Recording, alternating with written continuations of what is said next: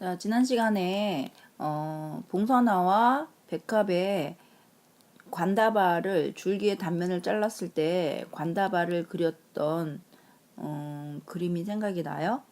자, 봉선화인 경우 물관과 채관의 배열이 규칙적으로 되어 있었죠.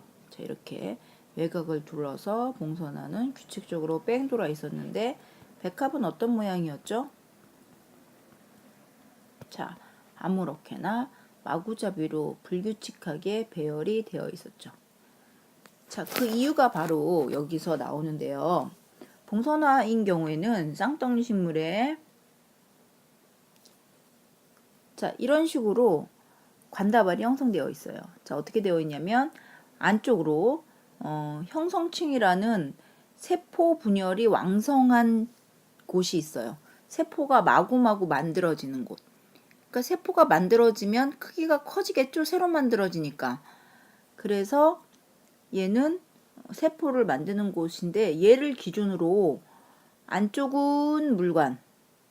자, 다시 그려볼게요. 이 안쪽은 물관. 빨갛게 물들었었죠?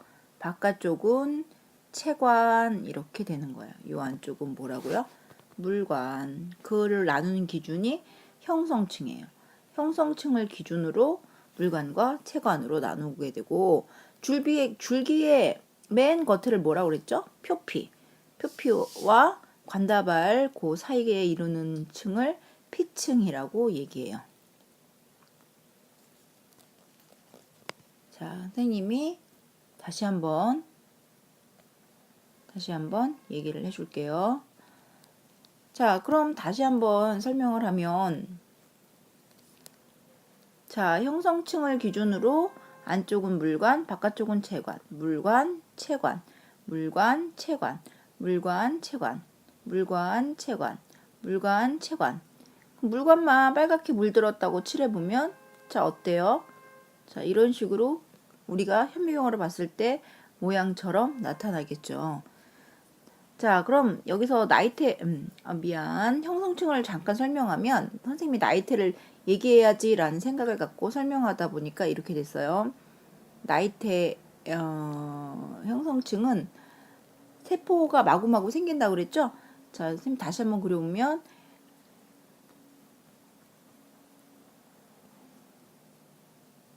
자, 나이테가 이렇게 있으면 여기서 세포가 봄, 여름에는 어때요? 아주 크게 자라겠죠? 가을, 겨울에는 조그맣게 세포가 자라요. 봄, 여름에는 또 크게, 가을, 겨울에는 또 조그맣게. 기온이 낮고 그러니까. 물론 가을, 겨울이 없는 나라에서는 늘 크게 자라겠죠. 그런 나라의 나무에서 나이테를 구분하기 힘들어요. 세포의 크기가 거의 다 일정하니까. 우리나라 같은 경우 사계절이 있는 나라는 이렇게 넓은 데가 봄, 여름, 좁은 데가 가을, 겨울. 그러니까 요 한 줄을 세면 봄, 여름, 가을, 겨울. 바로 1년이 되겠죠? 또 여기도 봄, 여름, 가을, 겨울. 또 1년. 그래서 줄무늬가 보이면 그게 나이테라고 말하는 거예요. 그 형성증 때문에 나이테가 생기게 되겠죠. 자, 이런 게 바로 뭐예요? 줄기예요, 줄기. 자, 그럼 줄기의 구조를 살펴보면 줄기의 가장 바깥쪽에 있으면 줄기를 싸서 보호한다. 자, 그렇지. 표피가 되겠죠. 그 안에 있는 표피 안쪽에 있는 층을 피층. 그 안쪽에 관다발. 물관과 채관으로 이루어진 다발. 그 사이에 쌍떡니 식물 같은 경우에는 뭐가 있다고요? 그렇지. 형성층이 있어요. 그럼 외떡잎은 어떨까요? 그래요. 형성층이 없어요. 그래서 불규칙적으로 자기 맘대로 배열을 하는 거예요.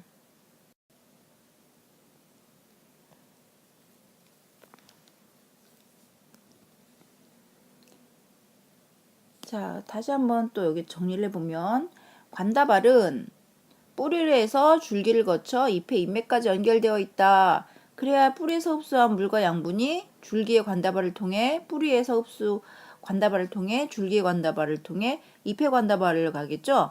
잎의 관다발은 바로 잎맥이 들어있다는 얘기예요. 물관과 채관의 구조를 좀 비교해 보면 물관이란 물을 지나가고요. 당연히 물관이 물이 지나가겠죠. 체관은 양분이 지나간다고 그랬는데 양분의 종류는 두 개예요. 무기냐, 유기냐. 없을무, 있을유. 뭐가 있고 뭐가 없느냐. 탄소가 들어있으면, 탄소 성분이 들어있으면 유기 있으니까, 탄소 성분이 없으면 무기. 그러니까 쉽게 말해서 땅속에서 흡수한, 우리가 거름으로 주던지 땅에서 영양분을 흡수한 건 무기 영양분이에요. 그러나 잎에서 만들어진 영양분은 유기 영양분이에요. 잎에서 만들어진 영양분이 체관을 통해 이동하고요. 땅속에서 흡수한 물과 거름을 주는 우리가 무기 양분은 물관을 통해서 이동하는 거예요. 물관은 위아래 세포 사이에 세포벽이 없대요. 이미 얘는 죽은 세포예요. 죽어서 안쪽으로 들어가 있지. 새로 살아서 만들어지는 거는 바깥쪽으로 퍼져나가겠죠.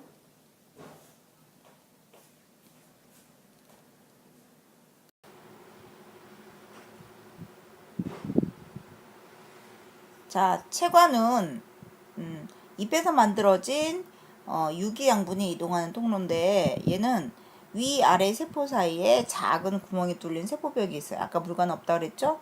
관다발의 바깥쪽에 위치해서 살아있는 세포로 만든 거예요. 자, 그림으로 다시 한번 확인해 볼까요?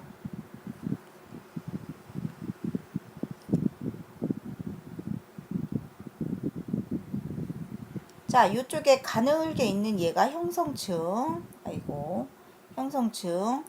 자, 그 다음에 안쪽으로 밀려 들어간 굵은 관이 바로 물관. 자, 바깥쪽으로 나와 있는 이쪽에 이렇게 생긴 얘네들이 바로 체관이 되겠죠. 안쪽에 있는 관은 물관, 체관, 바깥쪽은. 자, 관이 여러 개 모여 있죠. 물관과 체관이 여러 개 모여 있어요. 그래서 관다발 이렇게 이름을 붙이는 거예요. 자, 얘는 무슨 식물이었어요? 백합이었죠, 백합. 백합은 어때요? 물관, 체관. 같이 물관, 체관 이렇게 뭉쳐있어요. 물관, 체관, 물관, 체관, 물관, 체관. 자, 뭐가 없어요? 그렇죠. 형성층이 없는 관다발이에요. 그러니까 얘는 옆으로 뚱뚱해지질 못해요. 왜? 형성층은 아까 선생님이 나이테를 만들어주고 세포가 생기고 작은 세포 생기고 큰 세포 생기고 작은 세포 생기고 세포가 자꾸 바깥으로 밀려 나가서 새로 만들어지니까 어떻게 되겠어요? 굵어지겠죠? 그래서 형성층은 바로 부피 생장을 하는데 백합 같은 애들은 부피 생장을 못해요. 즉 외떡잎 식물은 부피 생장을 하지 못한다는 거죠. 그래서 얘는 줄기가 굵어지지 않아요. 줄기가 가는 식물 여러분 생각해 보세요. 프로젝트 하는 팀 중에 강아지 풀이 있던데 강아지 풀은 외떡잎 식물일까요? 쌍떡잎 식물일까요? 여러분 한번 생각해 보세요. 정답은 수업 시간에 얘기할게요. 자, 그럼 문제 좀 풀어볼까요? 줄기의 가장 바깥쪽에 있으며 줄기를 싸서 보호한다. 자, 오늘 수업 시간에 한 것 같은데. 자, 뭐죠? 그렇죠. 표피죠. 관다발의 안쪽 나왔어요. 안쪽. 죽은 세포. 자, 이게 포인트죠. 물관. 자, 잎에서 만들어진 유기양분이 이동하는 관이다. 체관. 자, 어때? 정말 쉽지? 식물의 종류와 줄기의 구조를 비교하는 게 나와 있는데, 자, 크게 쌍떡잎 식물과 외떡잎 식물로 나뉜다고 했죠. 관다발이 동그란 모양으로 배열되어 있다. 물관과 체관 사이에, 자, 중요한 포인트, 형성층이 존재한다. 부피 생장이 일어난다고 그랬죠. 바로 쌍떡잎 정답입니다. 자, 그 다음 외떡잎 가볼까요? 관다발이 줄기 전체 흩어져 있었어요. 이건 바로 형성층이 없다는 거였죠. 그래서 결국 뚱뚱해지지 않아요. 부피 생장이 일어나지 않는다는 거죠. 자, 외떡잎. 그렇죠. 정말 쉽죠. 자, 그럼 이런 줄기가 관다발만 물과 양분을 이동하는 그 이동 통로로만 이용하느냐, 그런 기능만 있느냐? 절대 그렇지 않아요. 얘가 똑바로 서 있죠? 얘도 지지를 해주죠. 지지. 나무가 곧게 자랄 수 있죠. 그러나 꼭 곧게 자라는 나무만 있는 건 아니에요.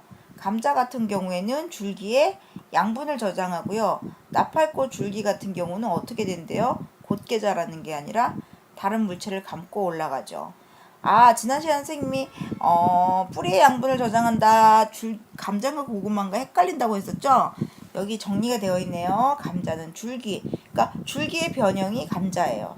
그러나 고구마는 뿌리가 뚱뚱해지겠죠. 뿌리에 저장을 하는 거겠죠. 딸기의 줄기는 땅 위로 기어서 올라간다. 뻗어간다. 뻗어간다죠. 자, 그럼 어디 OX 문제 해볼까요? 쌍떡잎 식물의 관다발은 줄기 전체에 흩어져 있다. 자, 맞아요? 줄기 전체에 흩어져 있어요? 규칙적으로 배열해 있으니까 아니죠. 쌍떡잎 식물과 외떡잎 식물을 줄기에 모두 형성층이 있었나? No. 쌍떡잎에만 있었죠. 외떡잎 식물은 줄기에 부피 생장이 일어나지 않는다. 정답입니다. 3번은 5가 되겠죠. 자, 이렇게 해서 줄기를 마무리하겠어요.